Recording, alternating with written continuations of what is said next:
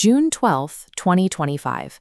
It is exactly 1:30 p.m. in Ahmedabad, India, and Air India Flight 171 is pushing back from the gate for a routine afternoon departure to London. The aircraft assigned to this route is a Boeing 787 Dreamliner, celebrated across the industry for its pristine safety record, carbon composite body, and advanced avionics. Inside the cockpit sits an incredibly seasoned crew. Captain Sumit Sabharwal and co-pilot Clive Kender bring a combined total of over 18,300 flight hours to the flight deck. They know this aircraft, and they know this route.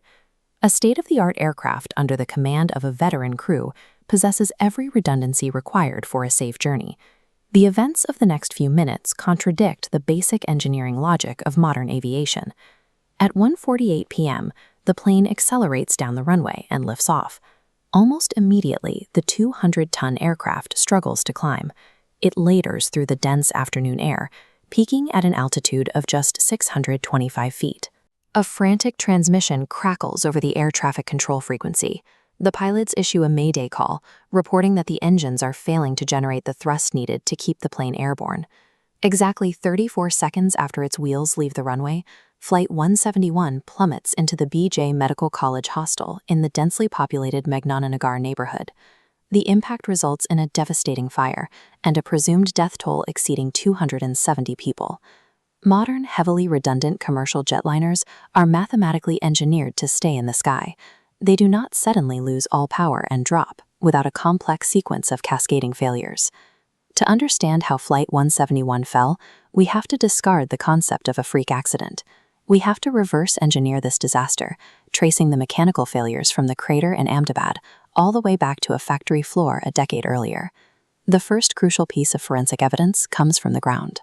A 17-year-old boy named Aryan was filming the plane's departure from a nearby roof, inadvertently capturing the aircraft's final seconds of flight. His footage reveals an immediate, glaring anomaly. The plane's landing gear is still fully extended.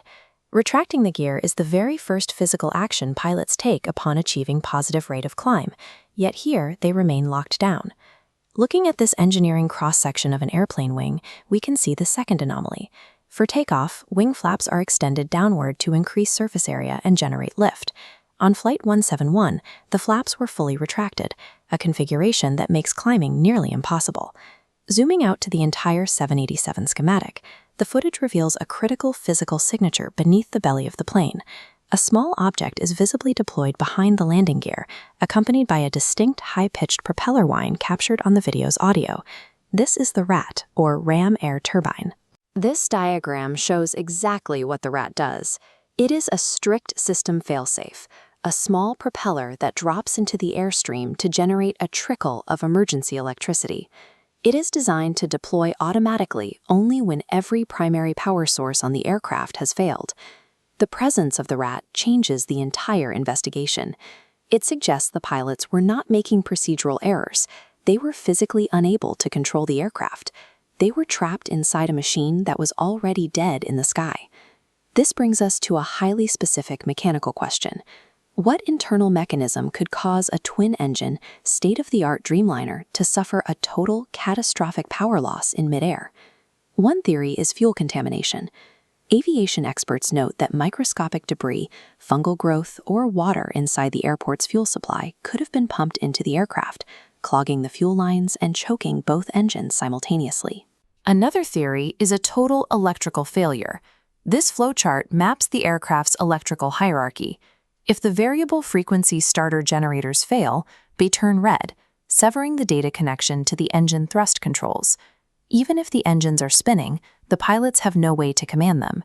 In this scenario, the plane's backup auxiliary power unit is supposed to kick in, but the system requires up to 90 seconds to fully boot up and restore the connection. Flight 171 hit the ground in 34 seconds. The time deficit was fatal. We find compelling evidence for this electrical failure theory from inside the cabin itself. Before the flight even left the gate, a passenger uploaded a video showing that the air conditioning, the entertainment screens, and the flight attendant call buttons were completely unresponsive. The malfunctions seen in that passenger's video were the first visible symptoms of the aircraft's internal electrical collapse, happening while the plane was still on the ground. To understand why those electrical systems were collapsing, We have to look past the events of June 12th and examine the 11-year history of this exact Boeing airframe.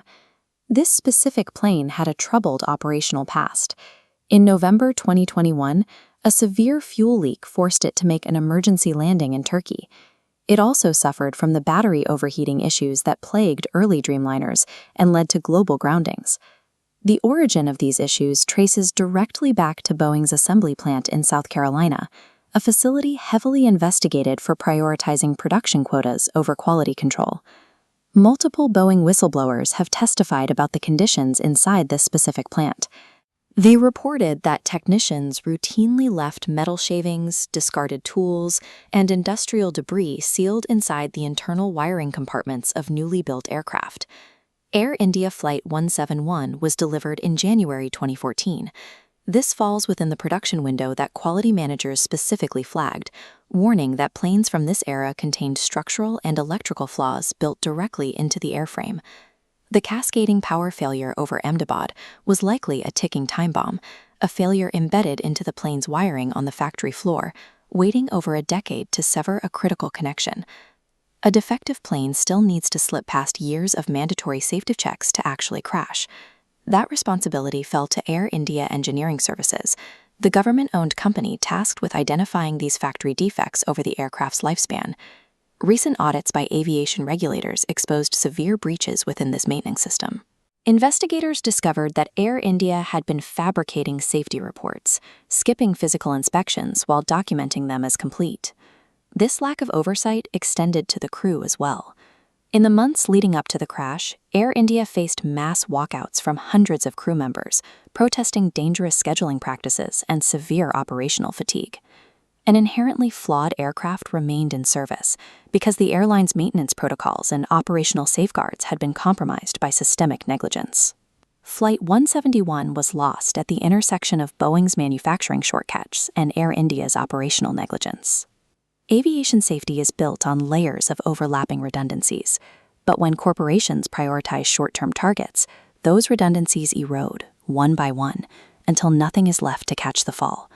The tragedy in Ahmedabad was the result of a system where every layer of protection had been compromised, leaving the outcome to chance.